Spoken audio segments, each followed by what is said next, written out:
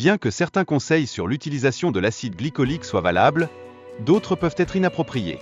Il est essentiel d'évaluer ces méthodes avant de les intégrer dans sa routine de soins. L'acide glycolique, étant le plus petit des acides exfoliants, pénètre profondément dans la peau. Cela le rend très efficace, mais également potentiellement irritant pour certaines personnes. Cet acide est couramment utilisé pour divers problèmes de peau, tels que les ridules et l'hyperpigmentation. Sa popularité dans de nombreux produits de soins découle de son efficacité démontrée. Cependant, l'utilisation de l'acide glycolique entraîne une exfoliation qui peut représenter des risques d'irritation, d'allergie et de sensibilité accrue à d'autres produits. Une utilisation modérée est donc primordiale. L'application d'acide glycolique sur les aisselles repose sur ses propriétés antimicrobiennes, bien que son efficacité en tant qu'antitranspirant suscite des débats. Les odeurs corporelles résultent de l'activité bactérienne sur la peau. L'acide glycolique peut réduire cette population bactérienne, atténuant ainsi les odeurs indésirables. Cependant, les zones intertrigineuses comme les aisselles sont particulièrement sensibles à l'irritation due à la friction et à l'humidité, augmentant ainsi le risque de dermatite. L'exfoliation peut également éclaircir la peau foncée des aisselles en réduisant l'accumulation de cellules, offrant ainsi des résultats bénéfiques. Néanmoins, une concentration trop élevée d'acide glycolique peut provoquer des irritations. Un produit avec une concentration plus faible est souvent plus bénéfique et moins irritant.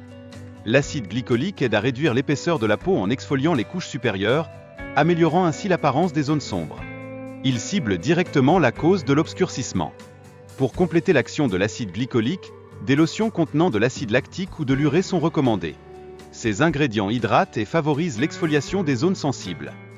De plus, l'acide glycolique est efficace pour prévenir les poils incarnés. En modifiant la courbure du follicule pileux et en exfoliant la peau, il facilite la sortie des poils. La fréquence d'utilisation de l'acide glycolique varie selon les zones du corps, comme la barbe ou les aisselles, influençant ainsi son efficacité. Pour les zones sensibles, il est recommandé de l'utiliser moins fréquemment. Bien que l'acide glycolique soit souvent mentionné dans la lutte contre les pellicules, il n'est pas considéré comme le traitement le plus efficace. D'autres ingrédients se révèlent plus performants contre les levures responsables des pellicules.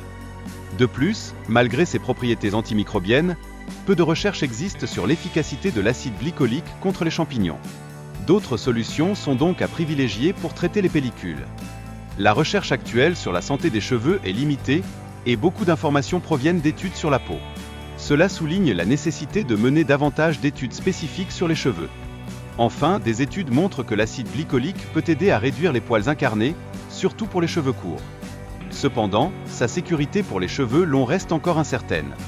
Il est essentiel de noter qu'il existe une différence significative entre l'acide glycolique et l'acide citrique dans les soins capillaires. Bien que le cuir chevelu nécessite un pH acide, il ne doit pas être excessivement acide.